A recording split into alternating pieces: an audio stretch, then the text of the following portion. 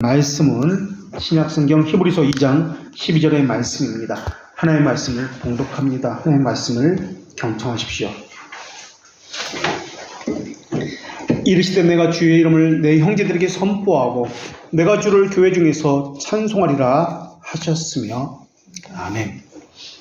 오늘 말씀은 형제들에게, 다시 말하면 교회에서, 교회 중에 주의 이름을 선포하고 주님을 찬양한다 라는 말씀입니다. 내가 주의 이름을 선포하고 내가 주를 찬송한다는 말씀은 그리스도인의 선지자적 직무와 제사장적 직무와 관련됩니다. 물론 지금 선포하시는 분, 찬송하시는 분은 예수 그리스도입니다. 그러나 그리스도에게 접붙여진 그리스도인들 역시 마찬가지의 직무를 행해야 합니다. 주의 이름을 선포하는 것은 선지자 직무입니다. 주를 찬송하는 것은 제사장의 직무입니다. 이것은 예배와 관련되기 때문에 그렇습니다. 오늘 본문을 원문대로 번역을 하면 내가 당신의 이름을 선포할 것이며 내가 당신을 찬양할 것입니다 라고 번역할 수 있습니다. 이 본문은 메시아 시편이라고 불리는 시편 22편을 인용한 본문입니다. 시편 22편 22절은 이러한 말씀입니다. 내가 주의 이름을 형제에게 선포하고 회중 가운데에서 주를 찬송하리이다 라는 말씀입니다. 이 시편 22편의 저자는 다윗입니다. 그러나 이 다윗의 시편은 그리스도의 고난 그리고 승리를 예언하는 내용을 담고 있는 시편입니다. 그래서 이 시편을 메시아 시편이라고 이야기합니다. 그리고 여기서 내가라고 하는 이 내가는 그리스도를 의미합니다. 히브리서 기자는 이 본문을 인용하면서 그리스도께서는 성도들을 형제라고 부르신다. 그리고 그것을 부끄러워하지 않는다라는 것을 증언하기 위해서 유대인들에게 너무나 잘 알려진 이 시편 22편을 인용함으로써 형제라고 이야기합니다. 다시 말하면 교회가 나의 지체다라고 말씀하고 있습니다. 그리고 선포한다라는 이 단어는 공무적인 성격을 지닌 의미로서 메신저를 의미하는 그 활동을 의미하는 단어입니다. 그러니까 예수님의 사명이 자기 백성을 교회로 불러서 복음의 말씀을 듣게 하는 사명이다라는 것을 말씀하고 있습니다. 그들을 자기 백성이라고 불립니다. 자기 백성이라는 이 단어는 언제 들어도 가슴 뛰는 일입니다. 아무나가 아닙니다. 모두가 아닙니다. 듣기를 원하는 자 모두가 또한 아닙니다. 셀렉트가 아니라 일렉트입니다. 이것이 신앙고백서에서 사용하는 단어입니다. 그 중에서 뽑은 사람은 아닙니다. 자격이 있어서 선택된 사람이 아닙니다. 능력이 없습니다. 죄인입니다. 능력이 전혀 없는데도 불구하고 하나님께서 그 사람을 택해서 불러주셨다고 할 때 그 단어가 일렉트입니다. 하나님은 천국의 상징인 교회로 그들을 불러주셨습니다. 그리고 약속을 주셨고 그 보증으로서 성령님을 우리에게 주셔서 구원문을 열어주시겠다. 끝까지 그 길로 인도해서 마침내 구원에 이르게 해주시겠다라는 약속을 주셨습니다. 이러한 우리를 향한 계획, 그것을 교회라고 이야기하는데 교회를 향한 계획은 영원 전부터 있었습니다. 우리가 태어나기도 전에, 우리가 행하기도 전에 교회를 향한 계획은 택제를 향한 영원한 하나님의 사랑에서 나온 계획입니다. 그렇기 때문에 우리를 주목해 보아서는 안 됩니다. 우리 보기에 우리의 힘은 미약합니다. 세상 사람 보기에도 보잘것없어 보입니다. 하찮습니다. 그러나 음부의 권세는 결코 교회를 이길 수 없다라고 약속해 주셨습니다. 택하심을 입은 자들은 하나님이 정하신 때가 되면 한 곳으로 모일 것입니다. 그래서 우리도 이곳에서 때가 되어 모였습니다. 그리고 이 교회는 그냥 세워진 곳이 아니라 그리스도의 피가 붓으로, 피의 터전으로 그 위에 세워진 교회입니다. 교회는 신랑으로서 신부인 주의 백성을 위하고 그의 신부인 주의 백성들을 십자가에서 목숨을 버리신 구원자 예수 그리스도를 사랑하게 하기 위해서 신실하게 섬기게 하기 위해서, 영원토록 즐거워 찬송하게 하기 위해서 이 자리로 부름을 받았습니다.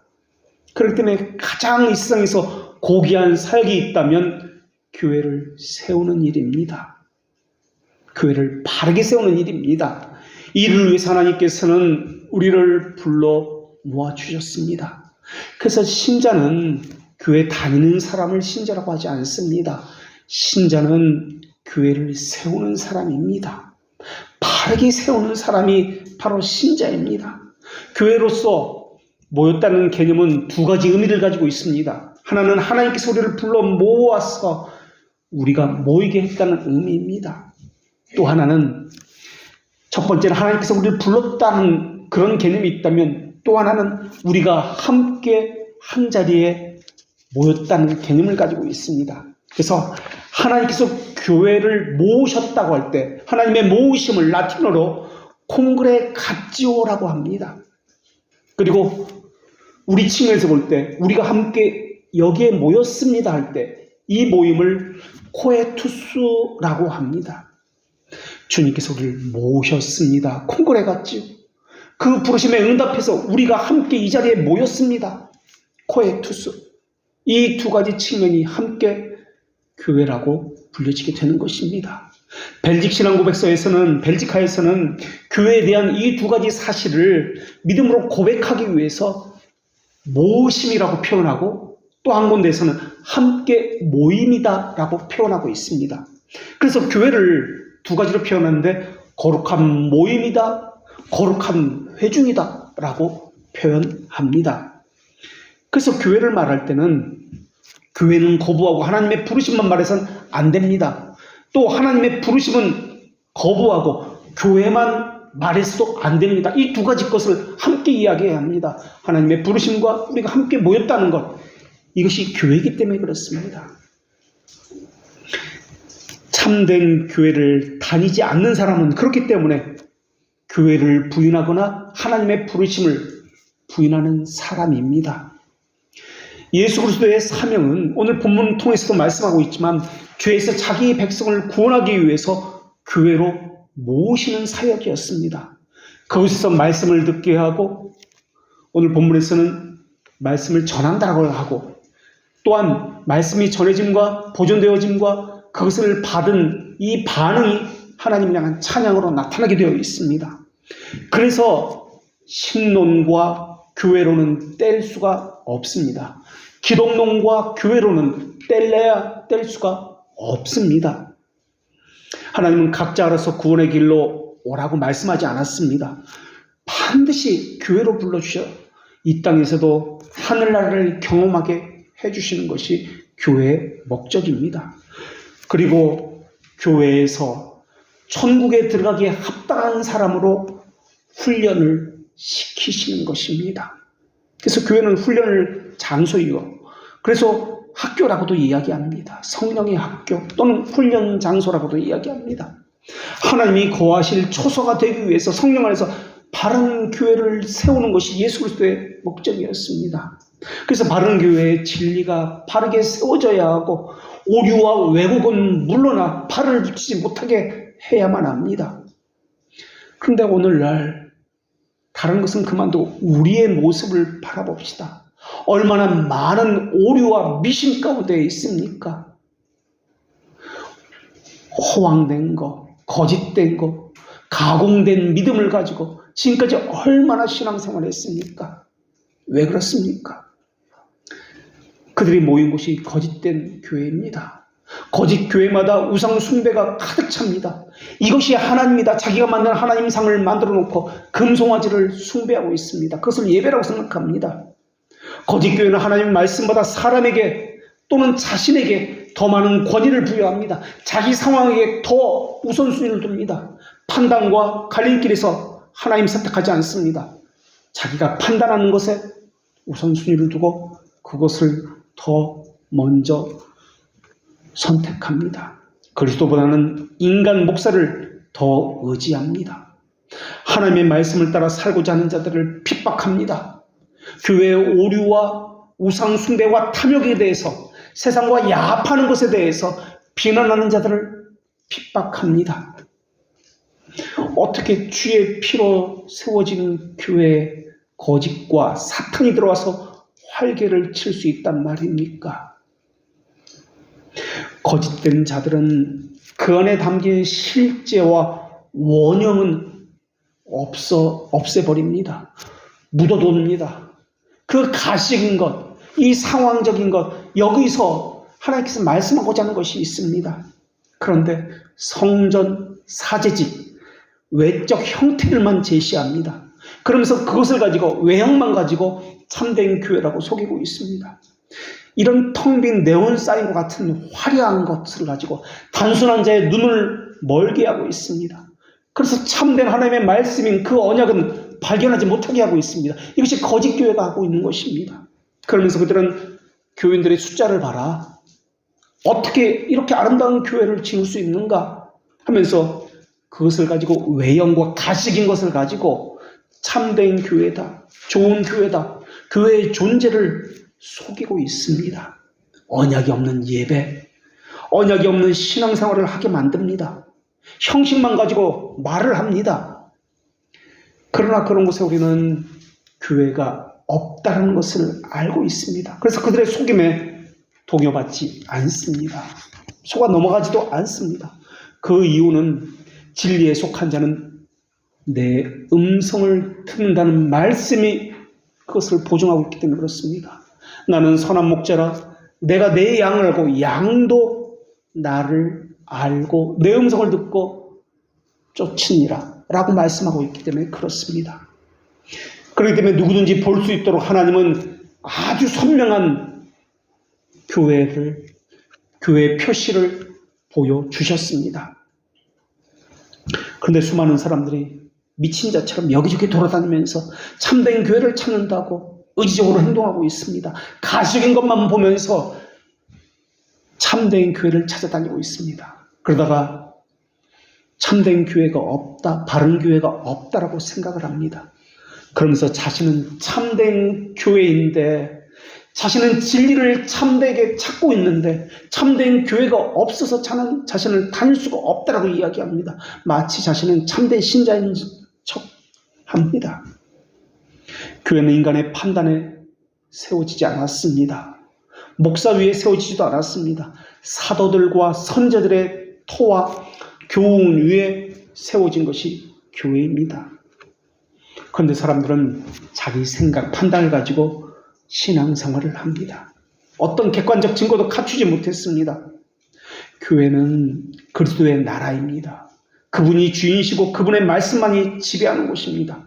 그러기에 그분의 나라가 그분의 홀인 가장 거룩한 말씀을 떠나서 존재한다고 속이고 있는 거짓말에 속아서는 안 됩니다. 하나님은 하나님의 백성의 진리를 찾게 하셨습니다. 어떤 이유에서든 말입니다. 자신이 거짓을 붙들고 있을 때 하나님께서는 그것을 놓게 하려고 시험과 상황 가운데, 어려움 가운데 몰아넣으시기도 하십니다. 하나님께서는 자기 백성을 반드시 하나님의 진리의 불을 밝히는 일에 쓰시고자 진리 가운데 인도하십니다. 그리고 이 일은 천사에게도 맡기지 아니하신 일입니다. 그런데 한국교회를 보십시오. 멀리 볼 것도 없이 우리 자신을 보십시오. 지금까지 어떻게 신앙생활을 해왔습니까? 외형적인 것만 가지고, 이름만 가지고 신앙생활을 해온 것은 아닙니까? 거짓과 외형적으로 신앙생활을 한 거 아닙니까? 개혁교회 교인이라고요? 말만 개혁교회 교인이라고 하면 개혁교회 교인이 되는 것입니까? 언약도 없습니다. 표징된 것을 찾지도 못합니다. 그런데 어떻게 개혁신앙을 가졌다고 이야기합니까? 간판에 개혁교회라고 쓰면 그것이 개혁교회 되는 것입니까? 지금도 얼마나 많은 사람들이 사람과 외형에 속아서 거짓에 넘어져 가고 있는지 모릅니다. 우리는 우리 자신도 일깨워야 되고 그들도 일깨워야만 합니다. 눈을 뜨지 못한 무지한 그들에게 주의 복음이 증거되어야 하는 것 아닙니까? 그들도 함께 바른 진리로 인도되어서 하나님의 나라로 함께 들어가야 되는 것 아닙니까? 우리의 존재의 이유는 성령 안에서 하나님이 거하실 거룩한 처소인 바른 교회를 세워야 한다는 점에서 우리는 같은 믿음, 같은 목표, 같은 소망을 가지고 있습니다. 물론 교회마다 사람마다 자기가 다 자기 교회가 참된 교회고 바른 교회라고 생각합니다. 그렇다면 참된 교회, 어떤 교회가 바른 교회인가 하는 기준이 필요할 것입니다. 이것은 계속해서 다음 주에 나눌 말씀과도 이어지는데 오늘 본문에 의하면은 그 교회는 주의 이름을 선포하는 교회입니다. 그리고 주를 찬송하는 교회입니다. 이것이 바른 교회고 참된 교회입니다. 그리고 참되고 바른 교회는 계속해서 13절에서 말씀하고 있는데 주를 믿고 신뢰하는 교회입니다.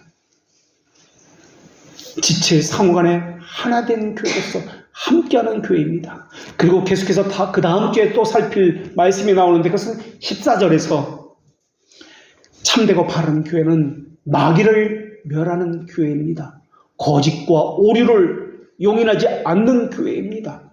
다시 말하면 이것은 왕직을 잘 감당하는 신자들의 모임이 참되고 바른 교회입니다. 이것을 앞으로 계속 나누게 될 것입니다. 오늘날 교회는 그리스도인이라는 개념도 모르는 사람들이 참석만 하면 무슨 효력을 얻을 수 있는 것처럼 교회를 다니고 있습니다. 그것은 미사라고 이야기합니다. 거기다가 칠성례를 만들었습니다. 거짓과 가식과 왜곡과 외형적인 프로그램을 가지고 그렇게 참여하면 은혜를 받을 수 있다라고 속이고 있습니다. 그 중에 하나가 견진례라는 것입니다. 로마 가톨릭은 세례를 받은 이후에 세례로는 부족하니까 세례를 받기 이전에 모든 죄는 죄 용서함을 받았는데 세례를 받고 난 이후에 죄는 어떻게 할 것인가? 그래서 이 견진례를 만들었는데 견진은 기름으로 부음을 받는 그러한 세례입니다. 그래야 세례가 완성되어진다라고 이야기합니다. 그래서 견진례는 기름으로 받는 것이니까 물로 받는 세례보다 더 좋은 세례다. 물 세례를 받으면 기름으로 받는 세례를 받아야 된다고 이야기합니다. 그래서 기름을 찍어서 이마에 십자가를 그려 넣어줍니다. 그래야 은혜가 효력 있게 전수되고 그 사람이 턱과 손을 세울 수 있고 세례가 완성된다고 그렇게 이야기합니다.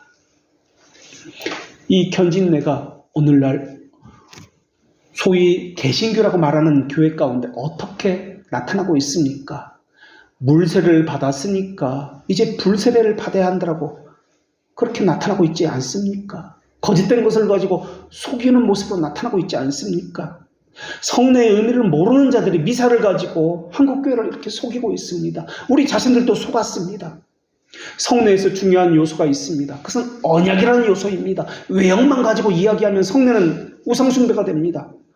무엇에 대한 언약입니까? 죄들의 용서에 대한 그리고 회개에 대한 언약입니다. 그것이 성례입니다. 그것 없이 어떤 외형적인 프로그램을 가지고 의식에 참여하면 효과가 있다 하는 것이 바로 미사입니다. 성경 공부는 왜 합니까? 예배가 왜 있습니까? 교회마다 수많은 예배들이 있고 성경 공부와 모임이 있습니다. 어쩌면 그런 예배와 성경 공부는 하나의 프로그램에 불과할지도 모릅니다. 그 의미도 모르고 참석합니다.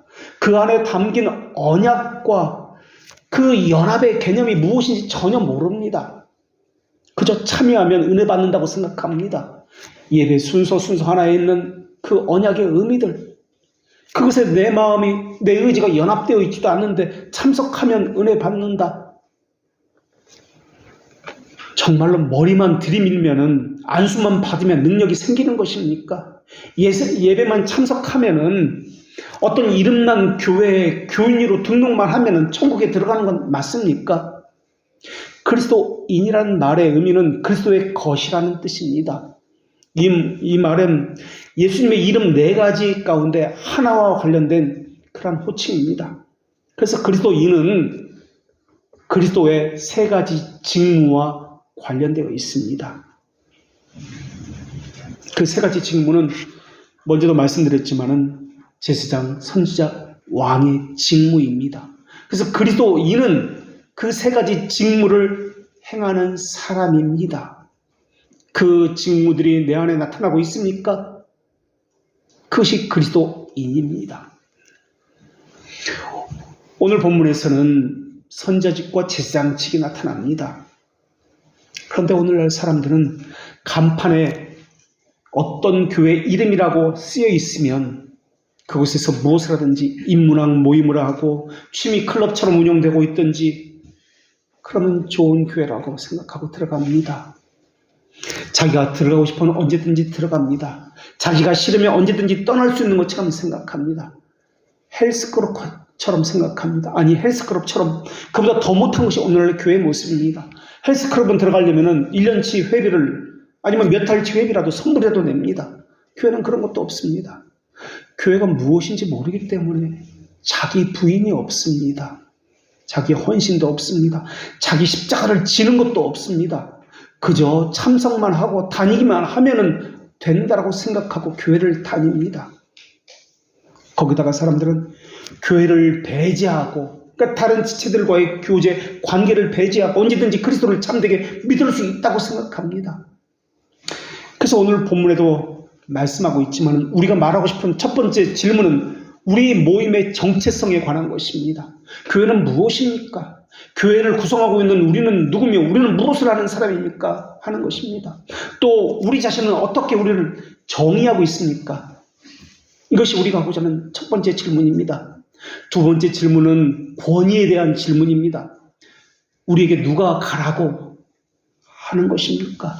누가 거기서 멈추라고 명령하고 있는 것입니까? 우리는 어디로 가야 하고 그 길을 가기 위해서 어떻게 해야 하는 것입니까?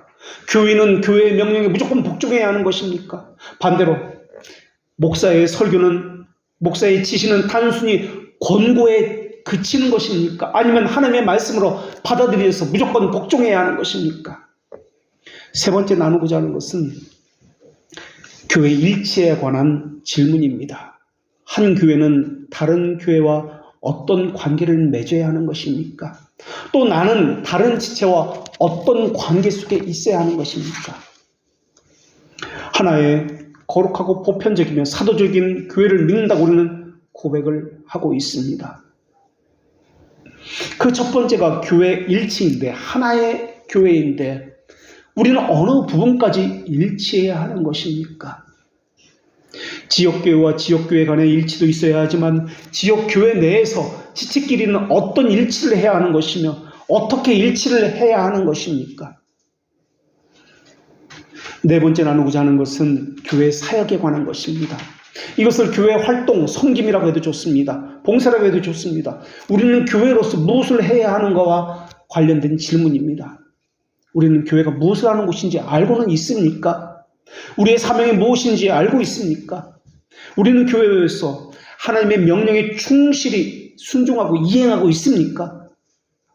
교회의 공적인 사역과 교회 교인들의 개개인의 개별적 사역은 어떻게 연결되는지 알고 있습니까?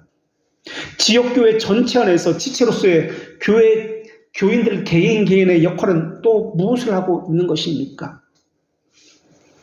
하나님은 무질서하고 혼란스러운 고린도 교회를 향해서 모든 것을 품위 있게 하라고 말씀하셨습니다.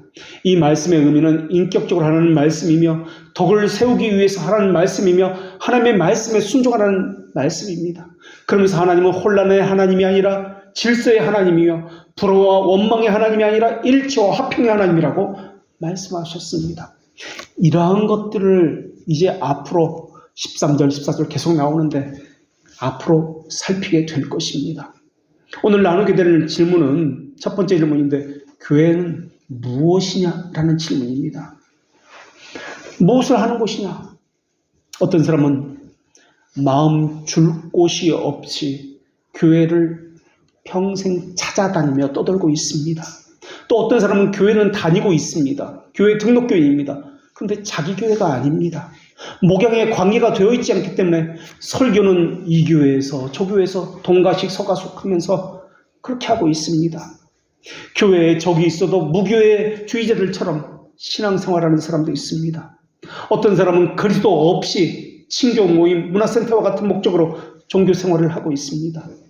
그리고 어떤 사람은 예배 참석을 하고 몇 가지 봉사를 하는 것으로 그칩니다. 그리고 어떤 사람은 사업상 좋은 관계를 맺기 위해서 그 교회를 다닙니다. 교회가 무엇이냐고 그러한 사람들에게 묻는다면 그들은 무엇이라고 대답할까요? 성경에서 말씀하고 있는 교회의 모습과 오늘날 일어나고 있는 모습은 실제 교회와 얼마나 괴리해 있는 모습들입니까?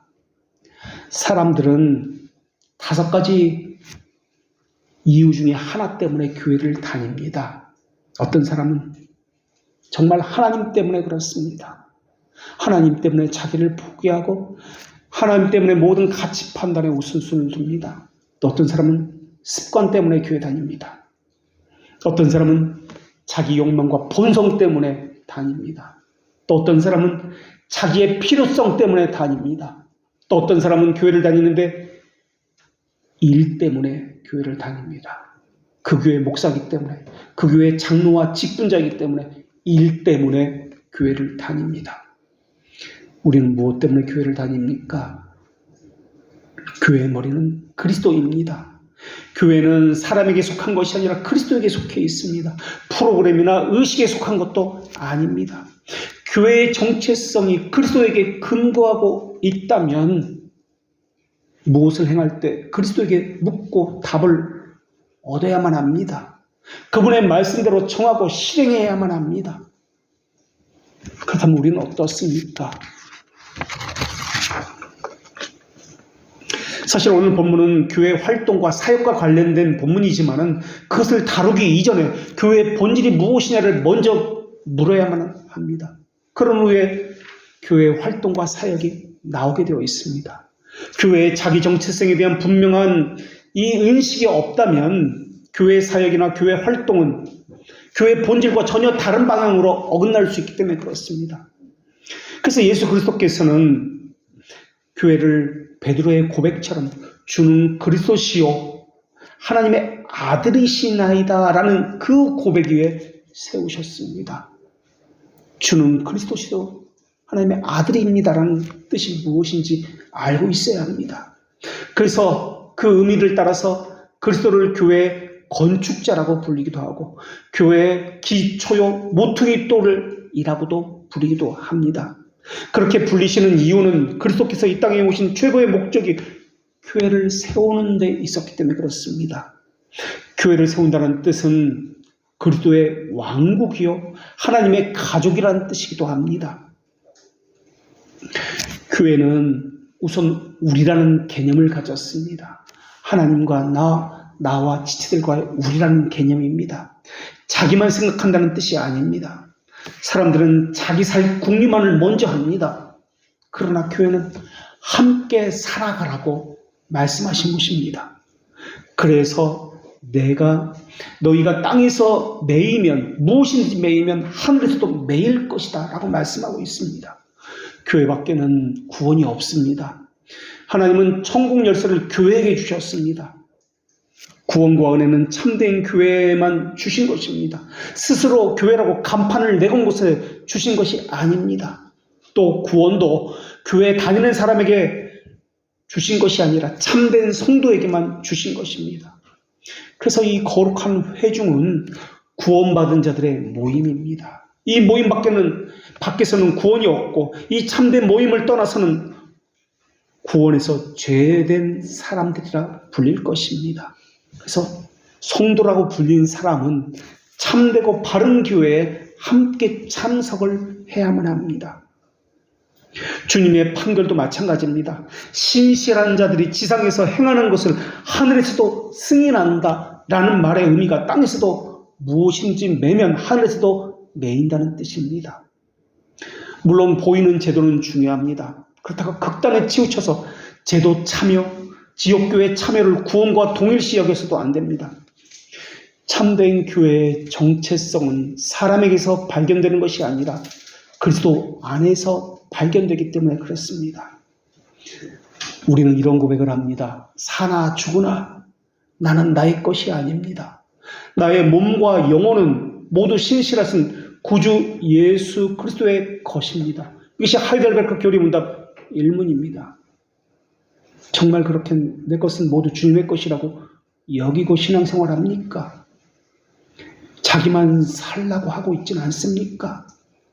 교회는 망치든 내버려 두고 그렇게 생활하는 것 아닙니까? 그리스도는 교회를 위해서 자기의 목숨을 내어주셨습니다. 그리고 그리스도인은 그리스도에게 속했기 때문에, 연합되었기 때문에 그것을 위해서 부름을 받았습니다. 그리스도의 남은 고난을 우리가 채워야 되는 것 아닙니까? 물론 나는 그리스도의 몸에 속한 하나의 일개 지체에 불과합니다. 겨우 하나의 지체입니다. 지체와 지체 사이에는 누가 더 큰 영향을 끼치고 누가 덜 영향력이 끼치고 그런 것이 없습니다. 예수님은 나를 위해서도 그 지체를 위해서도 목숨을 동일하게 내어주셨습니다. 그래서 교회는 모두가 함께하는 교회입니다. 우리 모두 하나님의 부르심을 받았기 때문에 그러하며 우리가 함께 모두 모였기 때문에 그러합니다. 그래서 모두가 함께라는 개념을 잊어서는 안 됩니다. 함께 십자가를 져야 하고 함께 찬송을 부르고 모두가 함께 주를 전해야만 합니다. 그리스도는 교회의 머리입니다. 머리라는 말의 의미는 조직의 우두머리라는 말의 의미가 아니라 권위라는 의미입니다. 최종적 권위가 그분에게 있습니다 라는 의미가 머리라는 의미입니다. 우리가 이 교회 하나의 지체로 모인 것도 그것입니다. 그리스도를 최종적인 권위로 삼습니다 라고 고백하며 모인 것입니다. 교회는 그리스도에 의해서 태어났고 우리는 그리스도를 위해서 존재하고 우리는 그리스도를 향해 나아갑니다. 웨스트민스터 신앙고백서에서도 교회는 우리 주 예수 그리스도 외에 다른 머리는 존재하지 않습니다라고 고백을 합니다. 그리스도께서 머리라는 말의 의미는 그분만이 영광을 받으셔야 되고 그분만이 영광의 찬송이 되신다는 의미입니다. 이러한 것이 우리 안에 있는지 늘 점검해 봐야 합니다. 목사도 그리스도의 직무를 행하면서 그리스도의 명령을 따라서 행하고 있습니까? 그 어떤 것이라도 좋으니까 모든 것을 그분의 허락을 받고 그것을 행하고 있습니까? 교회는 교회됨이라는 자기 정체성을 지키면서 교회로서의 일을 감당하고 있습니까? 우리는 정말 그리스도를 위해서 그리스도를 향해서 나아가고 있습니까? 혹시 내가 하고 싶으면 하고 하기 싫으면 하지 않는다는 생각으로 하고 있는 것은 아닙니까? 내가 보기에 좋으면 하고 내가 보기 싫으면 하지 않는다고 생각하고 있는 것은 아닙니까? 아니면 어느 순간까지는 내가 할 수 있는데 그 이유는 내가 못하겠다라고 하고 있는 것은 아닙니까? 교회의 하나됨에 그것이 기여하고 있습니까? 교회의 거룩함에 그것이 기여하고 있습니까? 교회의 보편성과 사도성에 그것이 기여되고 있습니까? 그것이 바로 그리스도가 교회의 머리라는 의미입니다. 이것은 문자와 말에 관한 것이 아니라 실제와 관련된 것입니다. 하나님께서 자기 백성에게 가장 큰 베푸신 은혜는 교회를 주신 것입니다. 이것은 내가 어떤 교회에 등록되었다는 것을 말하는 것이 아닙니다. 그리스도와의 영적인 연합을 의미합니다. 교회는 그리스도의 피로 씻음을 받고 성령 안에서 성결하게 되어서 인치문을 받은 사람들로 이루어진 거룩한 회중을 교회라고 이야기합니다. 이 회중이 거룩한 회중입니까? 우리는 공동의 목적을 가지고 있는 커뮤니티가 아닙니다. 공동의 취미생활을 가지고 있고 같은 문화를 가지고 있는 사람들의 모임도 아닙니다. 교회는 진리의 기둥과 터전입니다. 교회는 그렇기 때문에 민주주의 체제가 아닙니다. 군주 체제입니다. 무엇이 성경적이냐? 그것을 찾는 것이 교회고 그 군주이신 예수 그리스도에게 복종하는 것이 교회입니다. 오늘 본문에서는 그것을 주의 이름을 선포한다라고 말씀하고 있습니다. 그렇게 하는 것이 주의 이름을 선포하는 것입니까? 그렇게 하는 것이 주의 이름을 찬송하는 것입니까? 하나님은 말씀 사역자를 보내서 교인들을 목양하고 가르치는 직무를 주셨습니다. 그 목양은 그리스도를 바라보게 하는 목양이고 그리스도를 향하게 하는 목양이고 그리스도의 말씀에 순종하게 하는 목양입니다. 그런데 그 목회자는 하나님으로부터 보냄을 받았지만 가장 비천한 죄인 중에 한 사람입니다. 타락한 인간을 통해서 하나님께서 교회를 통치하신다는 것을 보여주십니다. 그것은 무엇을 의미하냐면 하나님의 겸손하심을 보여주십니다. 이러한 사실은 우리에게 하나님의 낮아지심처럼 우리도 낮아져야 한다는 것을 보여주며 그러면서 참된 믿음과 경건을 독려함이 우리의 낮아짐에서 보여진다는 의미이기도 합니다. 그것은 더더욱 그 죄인인 목회자를 위해서 기도해야 한다는 뜻이며 그를 도와서 함께해야 한다는 것을 보여주는 의미입니다. 하나님이 직접 교회를 다스리면 말썽도 없을 것입니다. 불순종하는 자도 없을 것입니다. 최소한 천사를 통해서 하면 말썽, 분열, 이간질 이러한 것은 없을 것입니다. 하나님은 그러나 그렇게 하지 않습니다. 연약하고 죄 많은 사람을 통해서 가르치기를 원하셨고 주의 이름을 선포하게 하셨습니다. 그렇게 하신 이유는 그의 연약함을 통해서 나의 연약함을 발견하라 라는 의미입니다. 내게도 그 연약함이 있다는 것을 깨닫게 하기 위해서입니다. 그래서 더 많이 아껴주고 더 사랑하고 더 위로해주고 더 보듬어 안아주라고 하신 뜻입니다. 지체와 지체 가운데도 그것이 나타나야 합니다. 하나님의 지혜가 하나님의 방법이 이러한 하나님의 뜻이 무지하다고요? 그렇게 여기지 마십시오. 하나님께서는 연약하고 죄 많은 인간을 목회자로 세우고 서로의 지체로 불러주신 것은 선하신 하나님의 지혜가 있기 때문에 그렇습니다.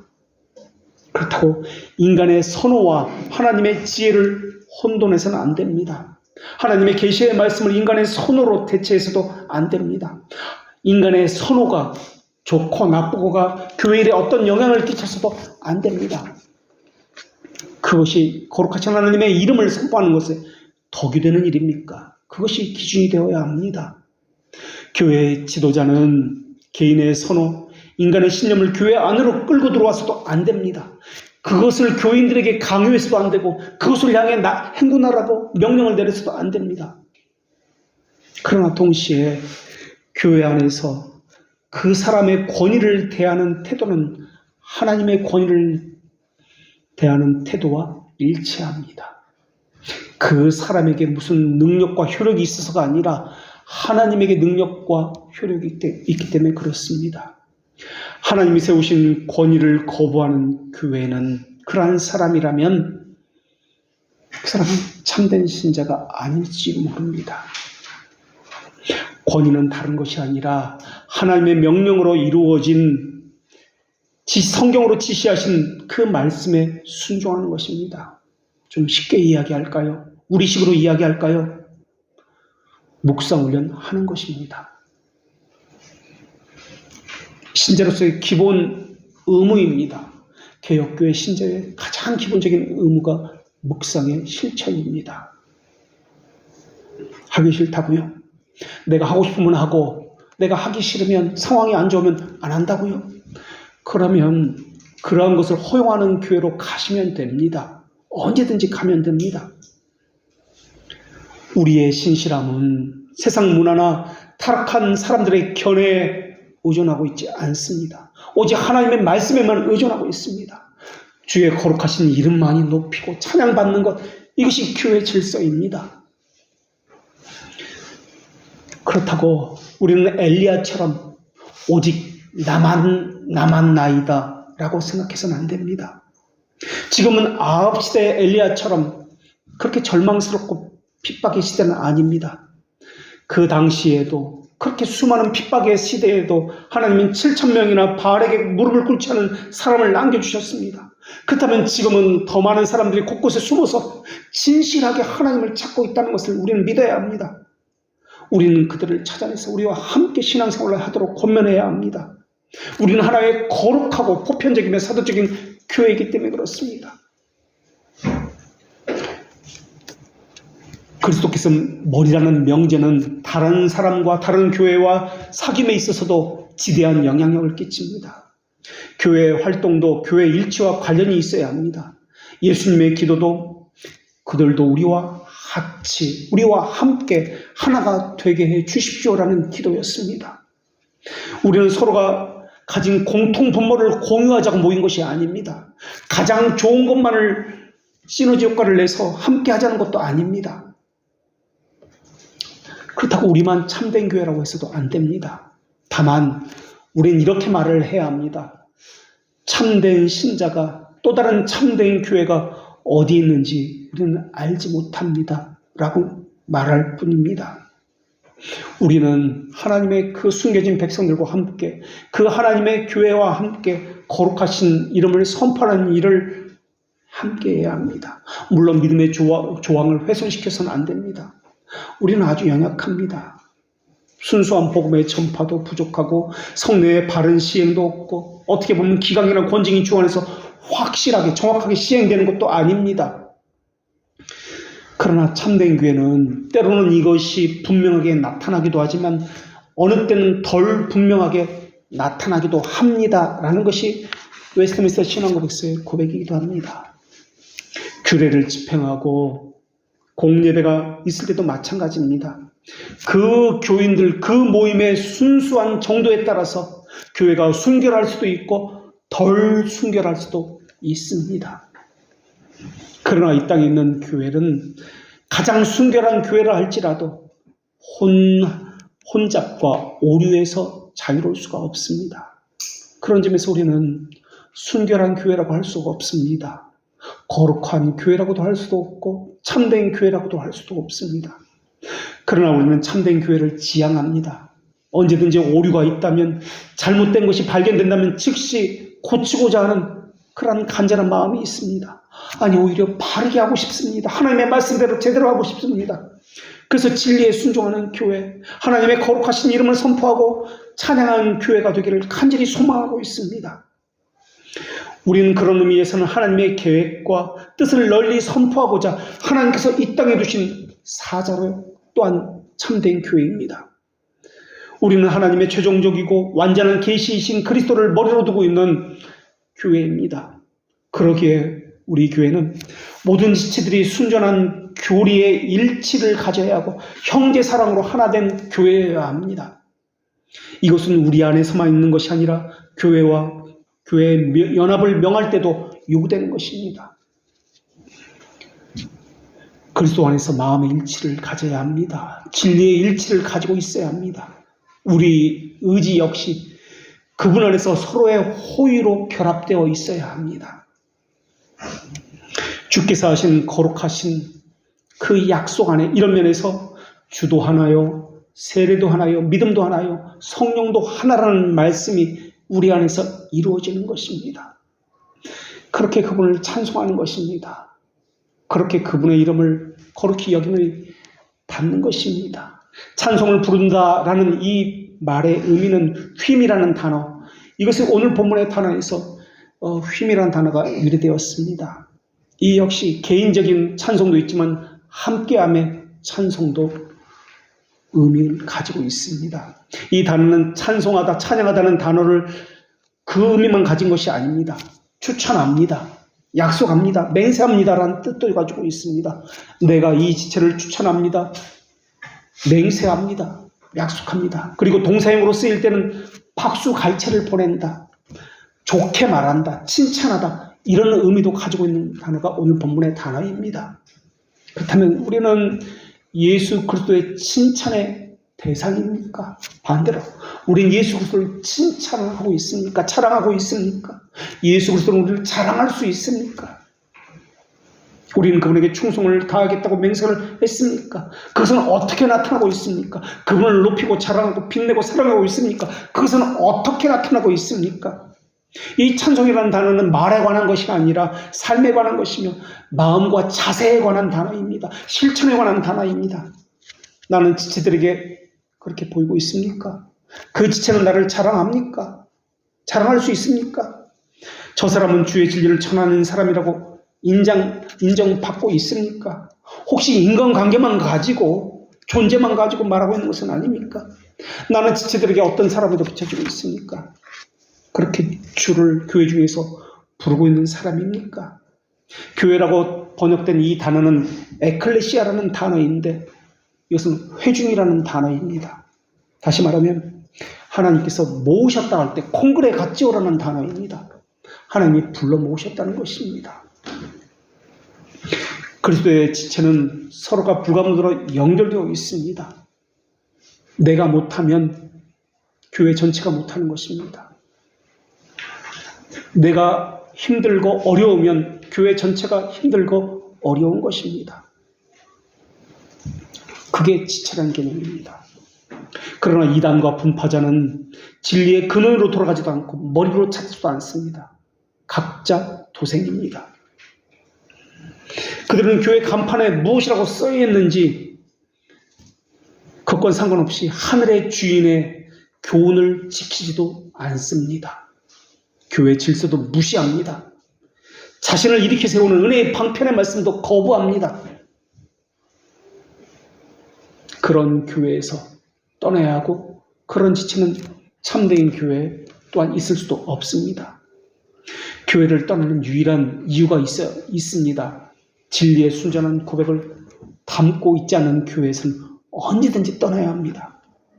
그래서 참된 교회로부터 떠나는 자나 거짓된 교회로부터 떠나지 않고 머물러 있는 자나 동일하게 거짓된 신자입니다. 그런데 동시에 우리는 그들을 비난해서는 안 되고 불쌍히 여겨야 합니다. 성령께서 그들의 눈을 띄워주지 않았기 때문에 그렇습니다. 아직도 그것이 참된 교회라고 믿고 있기 때문에 그렇습니다. 거짓된 진리를 참된 진리로 믿고 있는 그들을 불쌍히 여겨야 합니다. 그리고 우리 역시 거짓 교회로 판명날 수 있다는 것을 늘 기억하셔야 합니다. 거짓과 어리석음은 교회를 죽입니다. 분열, 자기만 생각하는 이기심, 주의 이름이 아니라 자기 이름을 위해서 살아가는 이러한 모습들, 이것은 거짓 교회의 모습입니다. 말씀 사역 대신 거짓말로 뒤섞인 왜곡된 정치, 순전한 빛을 끄고 억압합니다. 그렇게 되면 주님의 성찬의 자리에 가장 더러운 모욕 행위가 들어오게 만들 것이고 하나님께 드리는 예배도 도저히 참을 수 없는 수많은 다양한 미신으로 장식하게 될 것입니다. 기독교를 존재하는 교리는 전적으로 묻혀버리고 말 것입니다. 공적 모임들은 우상 숭배와 같은 불경건한 프로그램으로 들어와서 그것을 대체하기 시작할 것입니다. 어떤 교회는 다른 교회는 없고 우리 교회만 가지고 있다고 자기 교회를 크게 자랑합니다. 그게 바로 거짓 교회라는 증거입니다. 역사성이 없다는 뜻입니다. 자기 교회만 가졌다는 뜻은 교회 역사가 항상 그러했지만 너무나 많은 어리석음이 교회에 침범해 들어왔습니다. 교리의 총체가 뒤엎어져 버렸고 수많은 곳에서 주의 거룩한 이름은 찾아볼 수 없고 사람들의 고한물로만 가르쳐 있습니다. 교회는 사도들과 선제들의 터 위에 세우심을 입고라고 말씀하고 있습니다. 구원의 중심을 뿌리를 두어야 한 교리가 사라져버린다면 교회가 어떻게 세워질 수 있겠습니까? 거짓과 어리석음은 진리의 기둥과 진리의 터전과는 반대되는 말입니다. 어떻게 그런 교회가 거짓과 어리석음과 왜곡으로 불순종으로 있는 그러한 교회가 교회로 불릴 수 있단 말입니까? 교회를 지탱하는 진리의 총체가 길을 비켜줄 때 교회는 필연적으로 거짓 교회로 판명될 것입니다. 만약에 당신은 왜 그 교회에 나가고 계십니까? 라고 묻는다면 뭐라고 대답하시겠습니까? 우리는 정말 주의 거룩하신 이름이 형제들 가운데 선포되고 있다고 자신 있게 말할 수 있습니까? 교회 중에서 주의 이름이 찬송되고 있다고 정말 그렇게 말할 수 있습니까? 전하는 교회는 가르치는 교회입니다. 그래서 히브리어는 전한다는 말과 배운다는 말과 가르친다는 말이 같은 단어를 가지고 사용합니다. 능동용으로 사용하느냐 수동용으로 사용하느냐에 따라서 가르침과 배운다라는 단어로 사용합니다. 찬송하는 교회는 다른 말로 고백하는 교회입니다. 선제들의 주된 사역은 자기 백성을 위해서 기도하고 그들에게 율법과 법도를 가르쳐서 그들이 가야 할 것, 가지 말아야 할 것을 가르치는 일을 하는 것이 선지자입니다. 사도 바울도 그런 면에서는 엄격한 교사였습니다. 예수님도 가르치는 사역에 많은 시간을 사용했습니다. 그래서 예수님을 큰 선지자, 큰 선생님이다 라고 그렇게 불렸습니다. 우리는 가르치는 교회로 서야 합니다. 우리는 거짓 가르침을 거부하는 교회로 서야 합니다. 우리는 하나님의 말씀을 배우고 가르치는 일에 최고의 열정을 내야 합니다. 그것에 우선순위를 두어야 하고 그것에 기여하는 것이라면 무엇이든지 해야 합니다. 가르치는 교회가 되기 위해서는 단지 정보나 지식을 많이 갖추자는 말의 의미가 아닙니다. 거룩한 이름을 위해서 삶에서 행하자는 말의 의미입니다. 진리를 전하는 일과 관계되는 것이며 우리의 고백과도 관계되는 말의 의미입니다.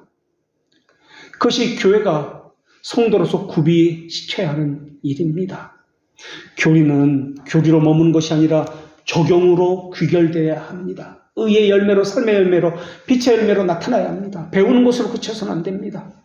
교회를 다니겠다는 말은 배우는 학생이 되겠다는 말의 의미며 순종하는 사람이 되겠다는 의미입니다. 그래서 웨스트민스터 대교로 본다 160문에서는 신자가 해야 하는 일이 무엇이라고 나타내면 말씀을 진지하게 귀를 기울여 듣는 일이며 들은 내용을 성경에 비추어서 점검하는 일이며 깊게 상고하고 믿음과 사랑과 온유함과 기꺼운 마음으로 진리를 하나님의 말씀으로 받아들이는 일을 하는 것이며 그 들은 말씀을 묵상하고 함께 논의하고 그것을 신정에 달면서 삶에서 열매를 맺어야 한다라고 말하고 있습니다. 그것이 신자입니다. 우리는 그것을 요구하고 있습니다. 신자의 의무, 신자의 삶을 요구합니다. 그렇다면 묻겠습니다.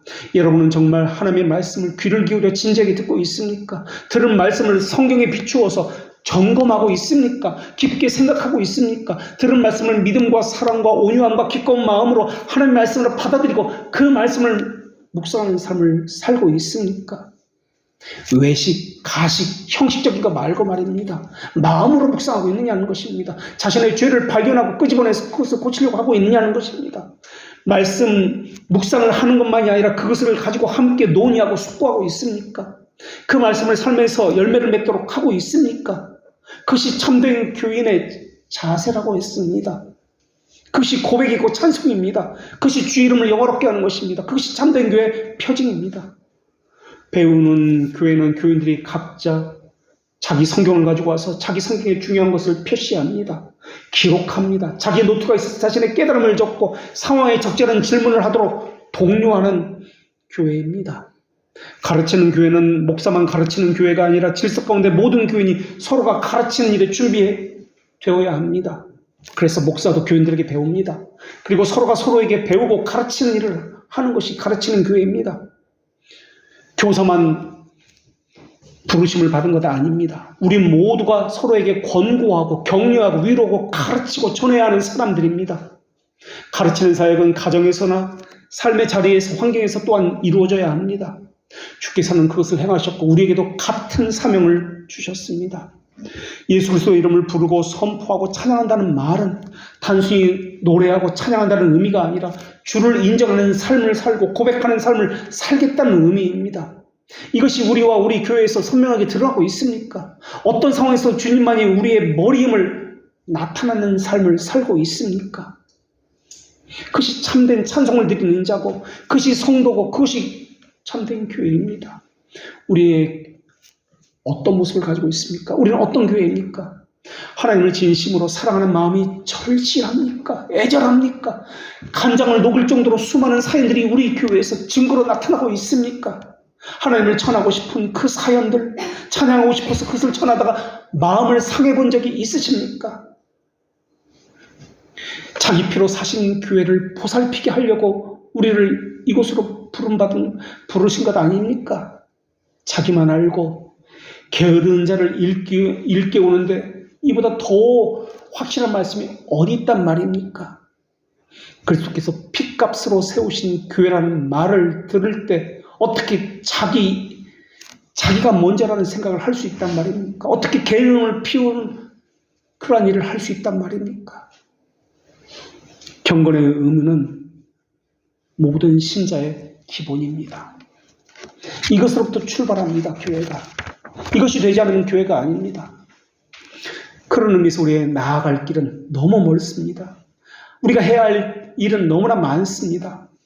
다른 사람을 간수하고 격려하고 말씀을 전하기는커녕 자기 자신 하나 바르게 간수하지 못하는 젖먹이 수준에 이르고 있는데 아니 교회가 뭔지도 모릅니다. 젖먹이도 태어나지도 않은 사람인지도 모르겠습니다. 언제까지 초보에 머물러서 젖먹이에 머물러서 이거 하십시오 저거 하십시오 말을 들어야 하는 신앙생활을 해야 한단 말입니까? 교회를 교회답게 세워야 합니다. 세우는 것은 목사 혼자 세우는 것이 아닙니다. 우리가 함께 부름을 받았습니다. 그래서 신자는 교회를 세우는 사람입니다. 우리가 함께 바른 교회를 세워야 합니다. 그리고 그 시작은 자기 자신으로부터, 자기를 바르게 세우는 것으로부터 시작해야 합니다. 그렇다면 이 교회와 지체들을 서로가 바라볼 때, 돌아볼 때 우리는 어떤 사람입니까? 우리는 어떤 교회입니까? 우리는 성도로서 무엇을 하고 있으며 이곳은 무엇을 하는 모임입니까? 주의 이름을 선포하고 찬송하는 것, 우리에게 있어야 하는 것 아닙니까? 교회라는 개념, 그리스도께서 머리라는 개념, 그리고 그리스도인이라는 그 개념, 우리는 주님의 종입니다. 무엇을 말씀하시는지 우리는 듣습니다. 순종합니다. 이것이 있어야 하는 것 아닙니까? 이것이 오늘 우리에게 주시는 하나님의 말씀입니다. 기도하겠습니다. 성부께서 주님이시듯이 성자도 성령님도 주님이시며 그럼에도 세 주가 아니라 한 주이신 거룩한 동질의 하나님이시여, 저희가 말씀을 통해서 깨달은 것은 저희가 그동안 하나님을 얼마나 무시했고 멸시했고 하나님을 모시는 일을 등한히 했는지 깨달은 것입니다. 하나님에 대해서, 교회에 대해서 알고 있다고 생각했지만 하나님의 마음을 읽지 못했습니다. 그런데도 묵상했다고 자랑했습니다. 그 말은 하나님에 대해서 받아들이지 않고 외식과 형식을 가지고 말했다는 뜻입니다. 다른 사람의 신실하지 않은 모습이나 태만한 모습을 돌보지 않았다는 말의 의미며, 그들의 게으름과 무지와 불순종은 오히려 나의 신실함과 근면함을 증명해 주는 것처럼 오히려 그들의 부족과 결점을 은근히 즐겼다는 말입니다. 물론 겉으로는 기뻐하지 않았습니다. 그러나 그 사실을 알았기 때문에 내게는 안정감을 주었다는 말이며 마음 깊은 곳에서는 의시되고 우쭐대고 만족스럽게 여겼다는 의미입니다. 교회가 하나됨이 없다면 교회가 아니며 각자 자기만 살아남으면 된다고 생각한다면 그것은 교회가 아닐 것입니다. 나의 우월감은 있을지 모르지만 교회를 자랑하는 것이나 주의 이름을 진심으로 찬양하는 것은 거기에는 없을 것입니다. 다른 사람에게 주님을 전해본 적도 없는 사람이 태반입니다. 그것 때문에 눈물을 흘려보고 마음을 상해본 적이 없는 사람도 태반입니다. 양심을 속여서 정당하지 못한 것을 하나님의 뜻이라고 생각했던 적도 너무나 많이 있습니다. 의문을 나태하게 행했던 것, 그것을 위해서 핑계대는 삶을 당하는 것으로 여겼습니다. 자신의 삶에 대해서 돌아보지도 않았고 저희가 죄인임을 확인하지도 않았습니다. 예수 그리스도의 나라와 경건의 능력이 저희 가운데 흥황하지도 않았는데 염려하지도, 그것을 위해서 기도하지도 않았습니다. 경건의 능력도 없지만 불평과 불만으로 경건의 모양만 흉내내었습니다. 저희는 경건한 교제를 소홀히 했고 은혜로 사귐을 했던 것이 아니라 재능으로 저희에게 좋은 것을 줄 수 있는 사람과 더 가까이 하기를 원했습니다. 이 교회가 교회로 서기를 원한다면 다시는 그러지 않게 하여 주시옵고, 복음의 명령을 붙들고 하나님을 즐거워하고 하나님의 뜻에 수종들기를 기뻐하는 교회로 거듭나게 하여 주시옵소서. 그러나 저희들은 하나님께서 우리를 부르셨다는 것과 하나님의 거룩한 의지가 반드시 성취된다는 약속을 가지고 있사오니 그 약속을 따라서 걷길 원합니다. 하나님의 거룩하고 보편적이며 사도적인 교회가 되도록 다시금 저희들을 붙들어 주시어서 저희 자신을 의지하는 것이 아니라 하나님의 언약의 말씀을 붙들고 나아가게 하여 주시옵소서. 우리의 말씀이요 위로자요 보혜사이신 예수 그리스도의 이름으로 기도합니다. 아멘.